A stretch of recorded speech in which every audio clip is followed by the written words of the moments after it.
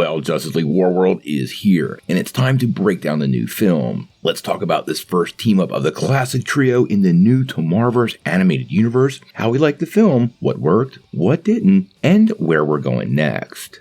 Well, we've been talking about this one for a little while, but Justice League Warworld has finally dropped. Now, we're going to talk some spoilers in this review, so I wanted to give you guys a quick chance to click away. I've also included a link down below so you can pick it up and watch it yourselves, but based on the review, quite honestly, you could go one way or another. Now, we want to give you guys straight and honest talk, and honestly guys, this movie was a good time, but it did have its share of challenges. So we're going to talk about what was really great about the film and what definitely needed a bit of work, because there were a few spots that definitely needed a bit of work. Now, as far as what's great about this movie, well, it's a pretty long list.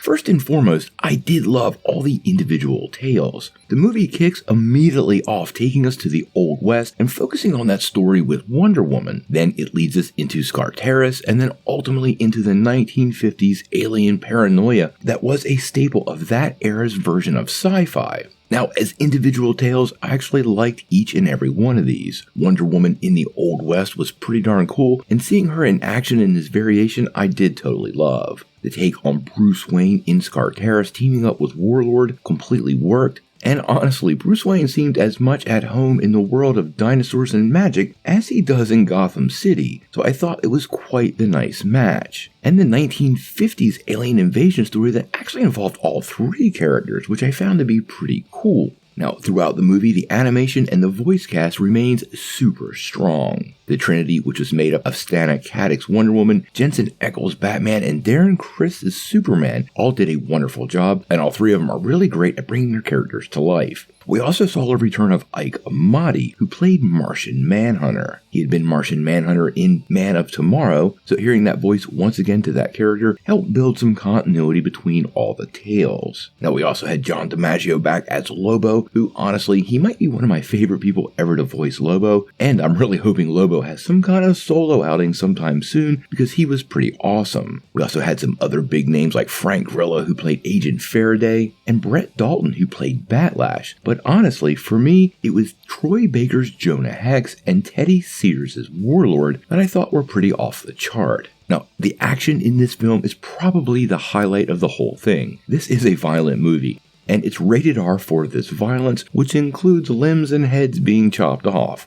This is not a kid's movie. There is flat out murder, gore, and evil on a different level than we normally see in these animated projects. And although it really did drive the grit home on how awful Warworld really is, it was a bit out of place for what we've seen from DC in the past. Now, the story itself was very ambitious and tried to do things that I've never seen DC animation try to do in the past. On that front, it was a respectable outing. We're going to talk a little bit about what didn't work in a second, which is taking us from the Old West into the world of Skartaris, and then on to this 1950s alien invasion, finishing us off in Warworld. Well, quite honestly, it was an ambitious trek, and you have to respect it.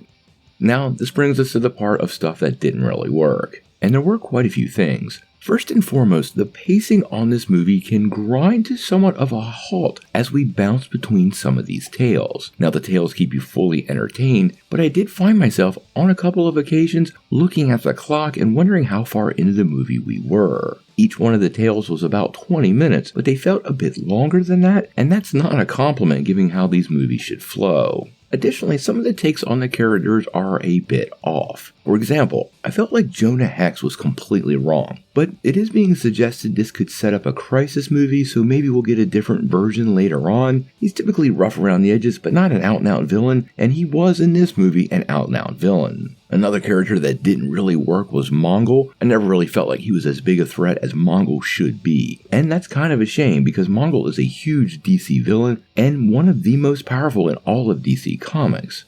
Not really driving that home made the threat feel a little weird and kind of made the movie feel a little bit, once they got to the point we weren't in those three initial tales, it headed in a weird direction. One of the other things that was really sort of off is the mental state of the heroes, and although us comic book fans kind of could understand and decipher what was going on, I think it required a little bit of explaining, and based on the pacing, I don't know how they would have possibly done that, but it needed to happen at some point. When you watch the movie, you'll totally get it, but the characters' memories are definitely affected, and it's not really explained in a way that, well, makes sense. All those scenarios are tied directly to Martian Manhunter and his mind powers, but as many of you know, what he can do, he can undo, and that seemed to be completely lost on everyone. Now, I'm not sure where this is headed, but with the announcement of Crisis on Infinite Earths coming up next, you can kind of take some of the actions in this movie and wonder and guess pretty logically what's going to happen next. Now, I would recommend you check it out. It's not my favorite Tomorrowverse movie, but the action, the daring of some of the stories that they told, and the ambition of it all makes it completely worth a view. I'm going to give it 6.5 out of 10 stars. It's not a terrible movie, but it's not what I would call great and could have been so much more. Let me know what you think of the movie down below.